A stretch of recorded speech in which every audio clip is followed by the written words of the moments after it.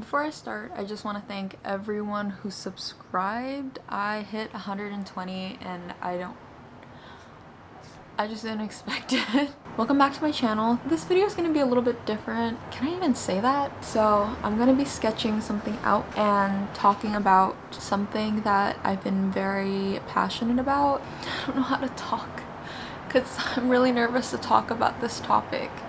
I feel really privileged to even be able to speak on this topic and not have to be afraid of how my opinions will directly affect my livelihood.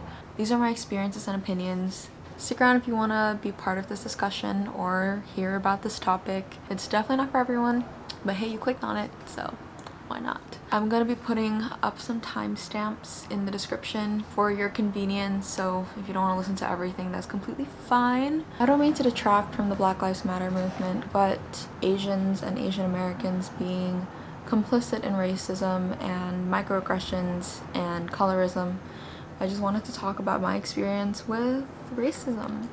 Growing up in Indonesia as a Chinese Indonesian person meant that I'm technically the minority back home. Tensions between Indonesians and Chinese Indonesians have been high ever since Chinese people immigrated from China.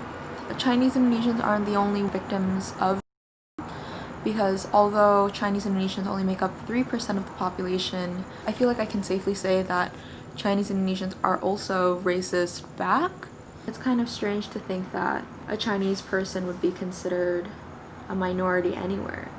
My family actually had to flee the country in the middle of the night with my older sister when she was 1 year old.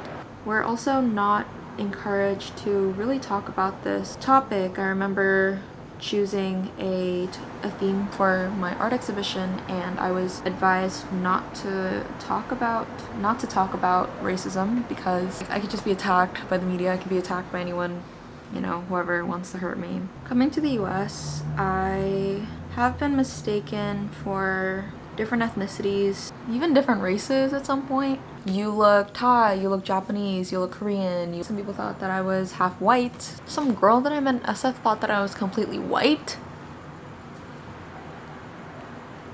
I am ochre, dude. So on the days where my skin was lighter, I would be categorized as Chinese.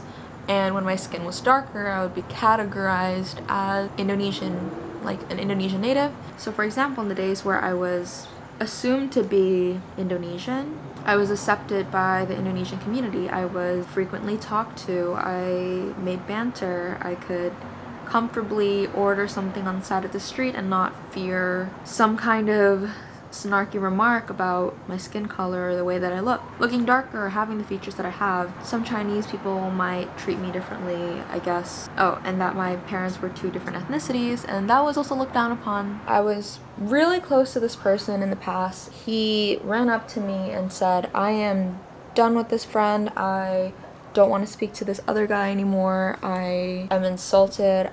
I'm so sorry he said that about you, and I'm never talking to him again." And so I was really confused. I was like, what could he have possibly said about me that was so terrible? His best friend had said, "She looks Indonesian. She looks native." The word was pribumi. I took that as a compliment, and I do take it as a compliment when someone mistakes me as an Indonesian person. He saw that I was completely unbothered. He said, "They said you look like a maid, like a janitor or something." And I thought that was fiercely offensive, not on my behalf, that was fiercely racist.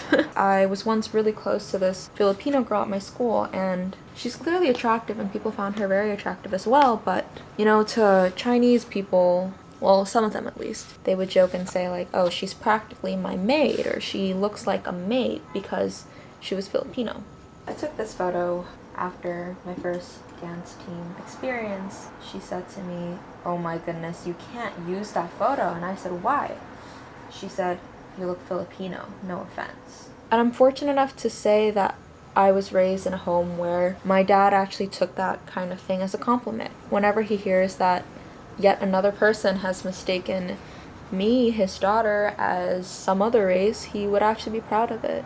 It was my dad's way of approaching the matter that really inspired me to, I don't know, not be racist. Like, I think what bothers me the most about romanticizing Eurocentric beauty standards in Asia, it's the focus on making our ethnicity palatable to Western culture, to make it synonymous, to make it as closely parallel to the beauty standards that we see every day. Indonesian girls back home, they are more inclined to stay out of the sun to avoid getting darker, religiously buy skin whitening products.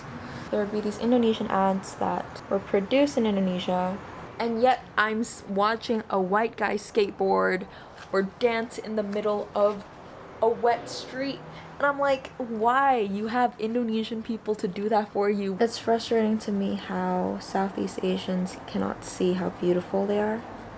Really heartbreaking to see the way we were conditioned to accept specific things as beautiful. And I don't know if you've heard of the fox eye trend, like the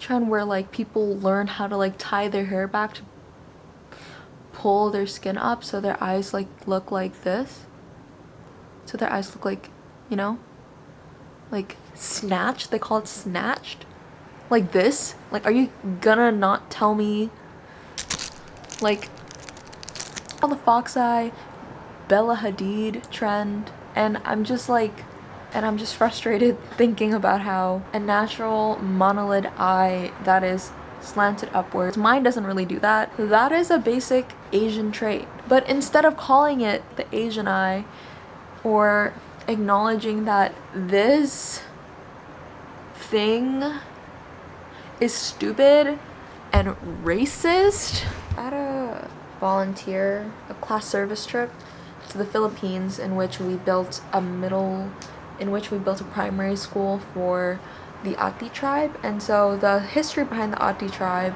and I may not be the most well versed about this, they've been pushed upwards into more remote locations because of their skin color. They have naturally dark skin and curly hair, and they're constantly discriminated. You can imagine how annoying it is to see filters like this, to see filters that's literally blackface.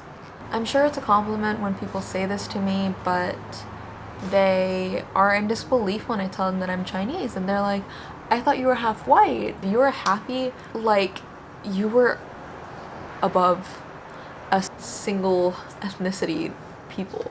Considered attractive, became Instagram famous, model contracts, everything.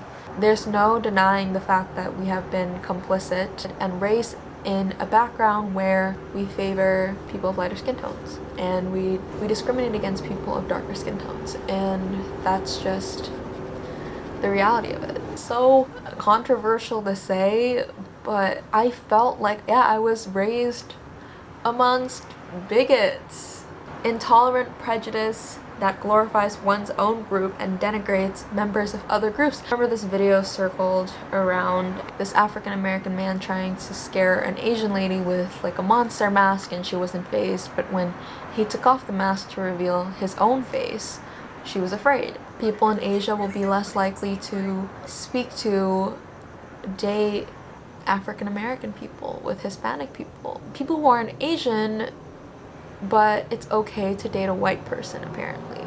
I feel like people in Asia might be more hesitant to become a real ally, someone who makes the commitment and effort to recognize the privileged and work in solidarity with oppressed groups in the struggle for justice. Allies understand that it is in their own interest to end all forms of oppression, even those from which they may benefit in concrete ways.